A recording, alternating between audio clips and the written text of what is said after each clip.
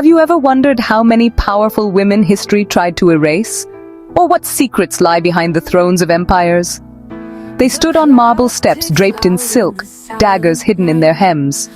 One lifted her hand, and 1,000 soldiers bowed.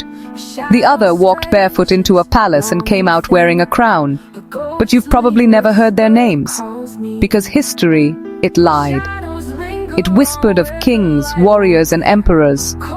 But behind every great man was often a woman with sharper instincts, deeper vision, and sometimes more blood on her hands. Not because she was evil, because power doesn't care about gender, it cares about courage. Tonight we pull back the veil. Tonight we resurrect the ones they buried. If you're fascinated by these hidden stories, make sure to like and subscribe for more untold history. Let's begin in Egypt.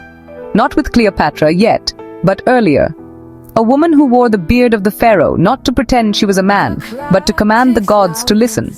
Her name was Hatshepsut. She ruled not as a regent, not as a placeholder, but as Egypt's true king.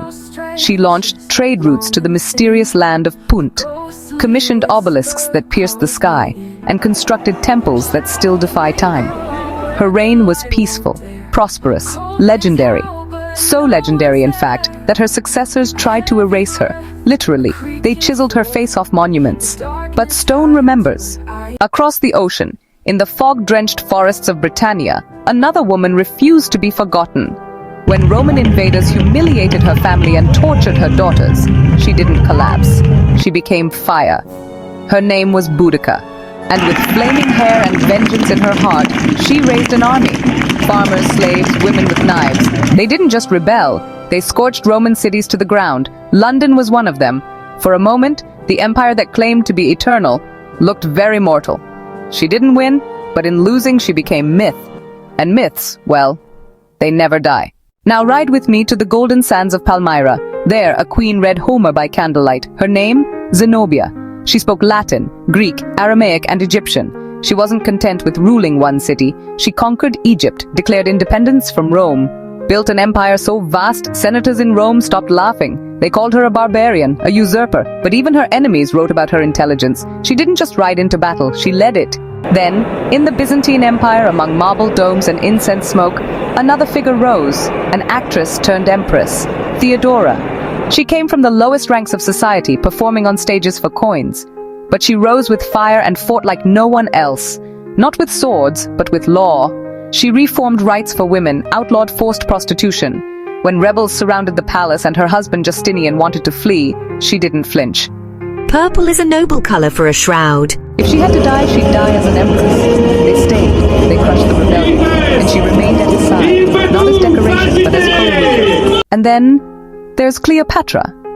But not the Hollywood version, not the temptress.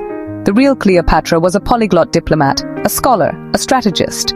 She spoke 9 languages, ran Egypt's economy, and maneuvered between Julius Caesar and Mark Antony like a master chess player. She wasn't a pawn, she was the board. She tried to build an Eastern empire that could rival Rome. She almost did. Her death didn't just mark her own fall, it marked the end of pharaohs. Which of these powerful women inspires you most? Comment below and join the conversation. But sometimes the most dangerous woman isn't a queen, it's a scholar. Enter Hypatia. She wore no crown. But in the dying days of the Roman Empire, she became the last light of Alexandria. A philosopher, a mathematician, an astronomer. She taught in open forums, advised politicians, and refused to bow to rising religious extremism. For that, she was murdered, torn apart by a mob. Because ideas, when carried by a woman, scare some people more than armies. But here's the truth. These weren't isolated stories, they were echoes, each one rippling into the next. Zenobia's defiance would inspire Arab nationalists centuries later. Cleopatra's tactics are still studied in military schools. Theodora's reforms laid legal foundations we still live under. Hypatia's courage lights the path for women in science even today. They didn't vanish, they were erased. And now we're rewriting them back in. Because the silence that buried them, it's cracking. Statues once labeled Unknown Queen are now being re-identified. Mosaics of crowned women once ignored now get their names back. And young girls, flipping through history books full of kings, are finally meeting their queens. It matters, because Hatshepsut had to dress like a man to rule.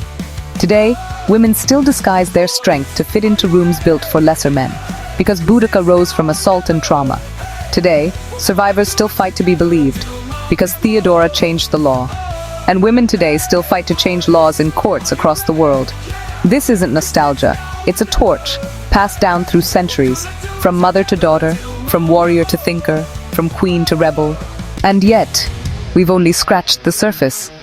In Sudan, buried temples still hold the names of the Kandakis, Nubian warrior queens who defeated Romans. In China, the ghost of Empress Lu still whispers through dynastic records. In India, Rani Durgavati's last stand against the Mughals is barely taught. We will tell their stories too, because they lived, and they mattered. Close your eyes.